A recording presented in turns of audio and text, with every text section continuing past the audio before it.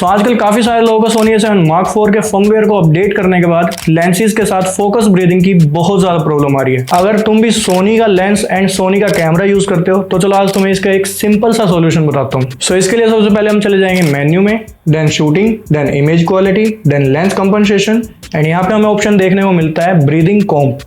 आपको सिंपली इसको ऑन कर देना है एंड दैट्स इट। अगर आप सोनी का लेंस यूज कर रहे हो तो आपकी 90% प्रॉब्लम इससे सोल्व हो जाएगी। अगर नहीं होती है तो आपको अपना लेंस अपडेट करना पड़ेगा। एंड ये जो ट्रिक है ये सिर्फ सोनी के लेंसेज के साथ काम करती है। अगर आप किसी अदर ब्रांड का लेंस यूज करते हैं तो आपको अपना लेंस अपडेट करना चाहिए, उससे आपकी जो प्रॉब्लम है वो सोल्व हो जाएगी। सो ऐसी ही और अमेजिंग कैमरा टिप्स के लिए जल्दी से जाकर इस वीडियो सेव कर लो एंड शेयर कर दो।